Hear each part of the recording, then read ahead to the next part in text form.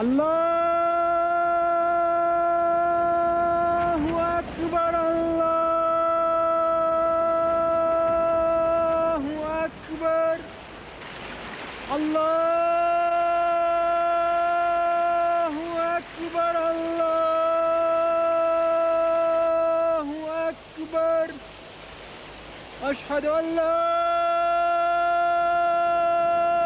إله إلا الله.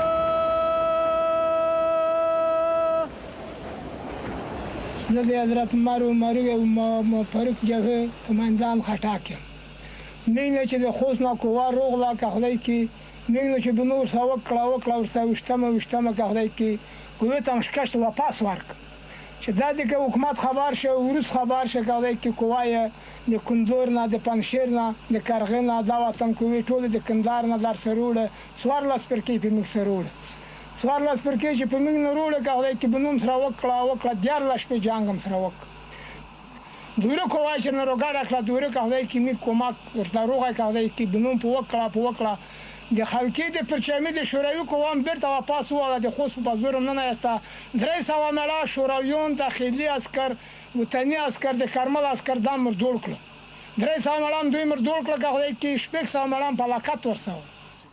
For 7 years now, Commander Khattak has been fighting the Soviet and Kabul government forces. He swears he will not lay down his arms until the communists surrender. Moscow has stated it will not withdraw some 140,000 troops from Afghan soil until the Mujahideen surrender. Meanwhile, as the Afghan war steadily intensifies, Soviet might is slowly but surely pounding much of rural Afghanistan into rubble.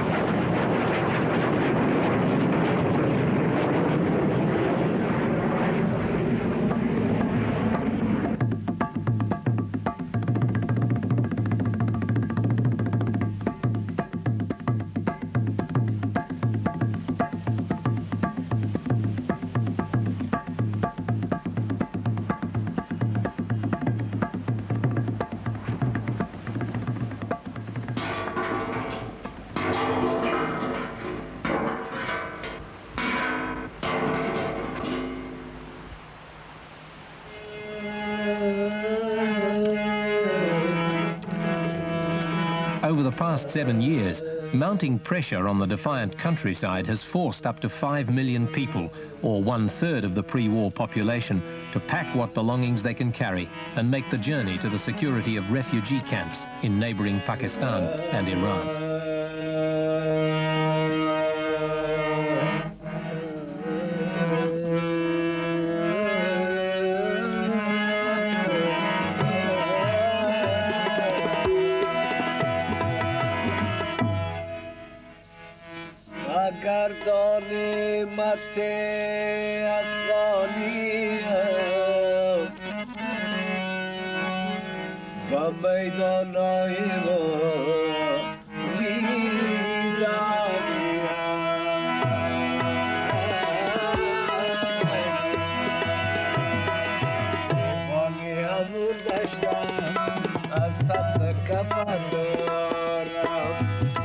As the exodus of civilians continues, the same mountain trails across Afghanistan's rugged borders have carried a very different traffic moving in the opposite direction.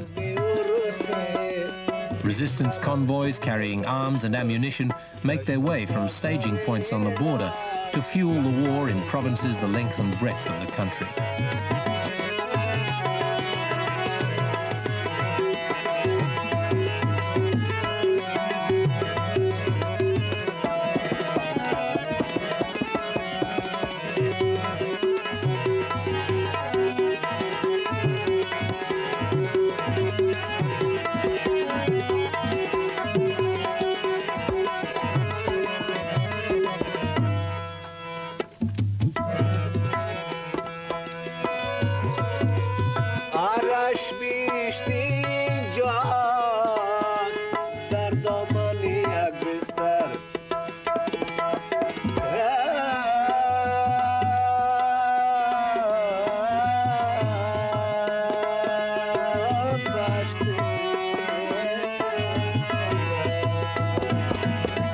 Soviet efforts to seal the borderline have made an already arduous journey even more difficult. Mountain passes between Afghanistan and Pakistan have been seeded with mines, and over the past 2 years, experienced Soviet commandos have staged ambushes along the trails used by the resistance.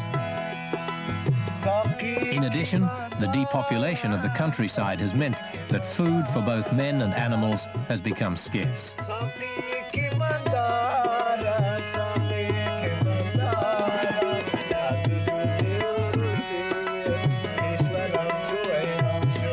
Probably the longest and most treacherous trail of all is that across the towering ranges of the Hindu Kush. Setting out from sanctuaries in northern Pakistan, the Mujahideen cross a series of passes at around 16,000 feet and may take up to 3 weeks to reach the Panjshir Valley, gateway to northern Afghanistan.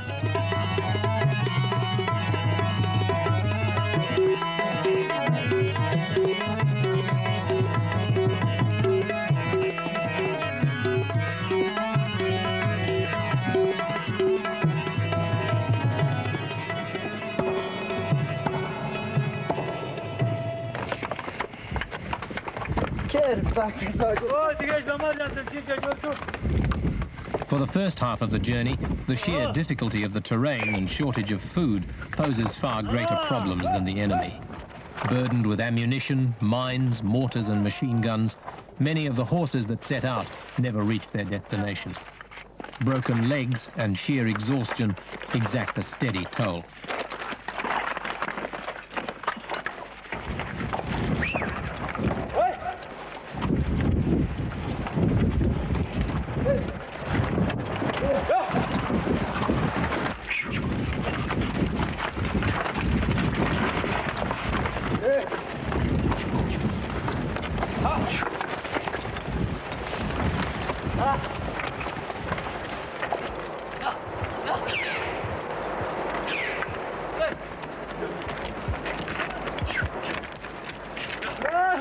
But as the convoy nears the Panjshir Valley, the threat of airstrikes by Soviet jets based only minutes flying time away near the capital, Kabul, becomes ever more real.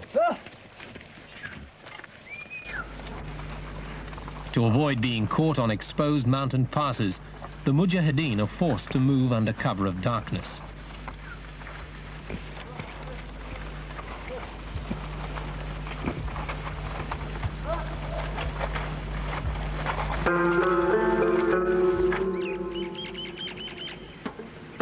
At the end of the journey is the Panjshir, a narrow 75-mile-long valley strategically situated close to both Kabul and the main highway north to the Soviet Union. Resistance in the Panjshir has emerged as perhaps the most effective in the country. In large measure, this has been due to the valley's commander, Ahmad Shah Massoud. Since the Soviet invasion of Christmas 1979, Massoud, a 33-year-old former engineering student, has established himself as one of the most popular guerrilla chiefs in Afghanistan, a figure whose reputation has spread far beyond the valley itself. Bismillahirrahmanirrahim. در سال 52 وقتی که داوود به کمک کمونیست‌ها به قدرت رسید، ما اون وقت خطر احساس کردیم که روز افغانستان در دامن کمونیست و مخصوصاً در دامن روس‌ها سقوط کردنی است. Massoud's fears proved to be well-founded. In 1978, pro-Soviet army officers staged a bloody coup in which President Daoud was killed. The new Marxist regime embarked on a program of force-fed reform that triggered widespread revolt in the conservative and deeply religious countryside. In 1979, the Soviet Union intervened, and Soviet troops crossed the border. But it was too late to prevent a popular resistance from becoming a full-blown war of national liberation. مگر بازم بدبختانه در سال 53 دوباره کودتا افشا شد و من مجبور شدم که افغانستان را ترک کرده و به پاکستان مهاجر شدم. بدبختانه در زمان امین وقتی که فاجعه صورت گرفت دیگه امو وقت بود که ما تصمیم بازم گرفتیم که مبارزه خود شدیدتر بسازیم و فعالیت خود از ضد روسا تندتر بسازیم تا خدا بخواهد که افغانستان دوباره آزاد بسازیم.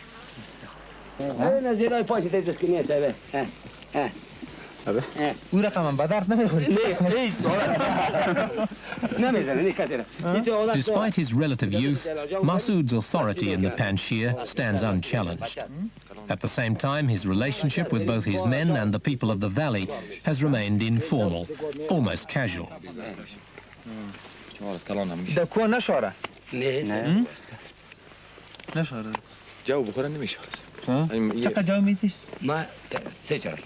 ما تار میکنم در تشت همین ولی دست جاو ترکایی مونده تار میکنم پومی باز دوباره باش میده خب تا میکنم استاد میباشد سه چهارنگ در کلام و در کوتل حالا ما چقدر بتینش شما بخش شما بخش یکی چهار کنیم چون یک چهار زیبا بتیش نیچاره تا برو فکر نگشتن نه ما تو سوارش نشم ولی میخواست تو شو کلا میتری که سوارش بالا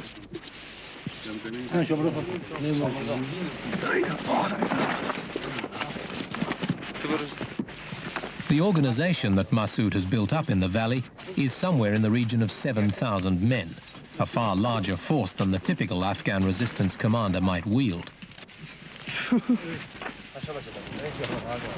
A senior assistant to Masoud offered reasons for the success of the Panjshir resistance. First of all, of course, help of God. Secondly, as I see it, which differs from other parts of Afghanistan, is an effective guerrilla order. Secondly, unity inside the valley, amongst all the bases in relation to commander himself. Thirdly, which is more important, is an effective and efficient leadership, which has got very good plans in mind, on paper, and practice. How much of this is a question of Panjshir and how much Masoud, the man? Both Panjshir and Masoud. Leadership is very important in a guerrilla warfare. He has become and proved to be a charismatic guerrilla leader of Afghans inside Afghanistan.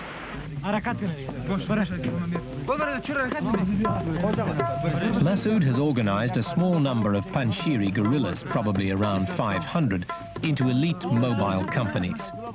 Better trained and better armed than their village-based comrades, these units travel beyond the valley, striking at Soviet bases and lines of communication. Repeatedly hit by Panjshiri guerrillas has been the Salang Highway, a vital communications link between the capital, Kabul, and the Soviet Union.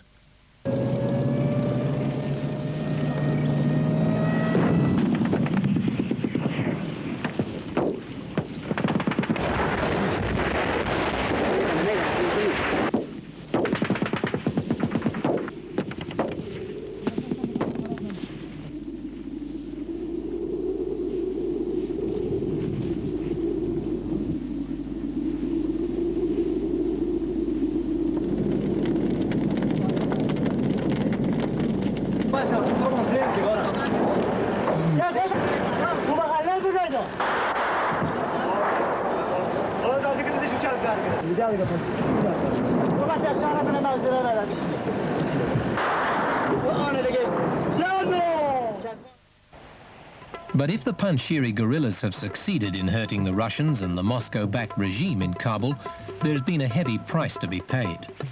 Soviet offensives against the valley have increased in intensity and destructiveness, laying waste the lower reaches of the main valley. And as so often in the Afghan war, it has been the civilians who've suffered first and suffered most.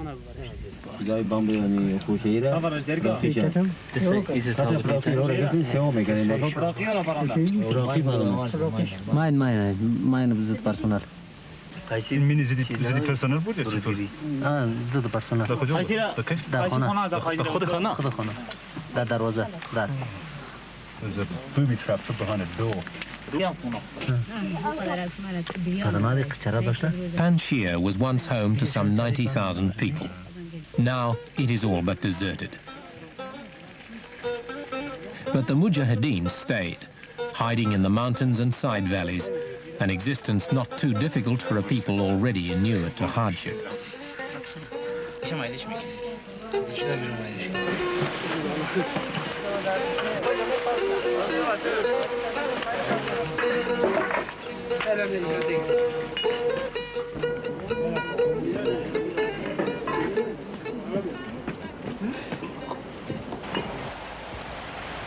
And in the high villages above the valley, the guerrillas maintained agricultural production using methods that had changed little in centuries.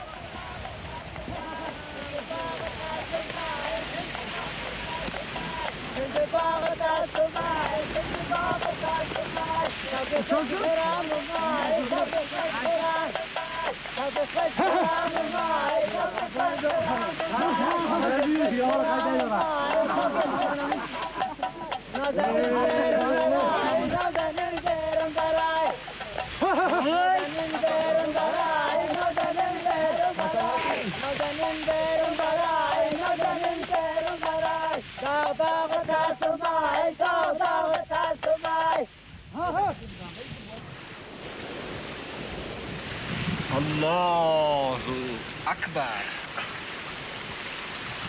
In the Panjshir, as elsewhere in Afghanistan, Islam has played a basic role as a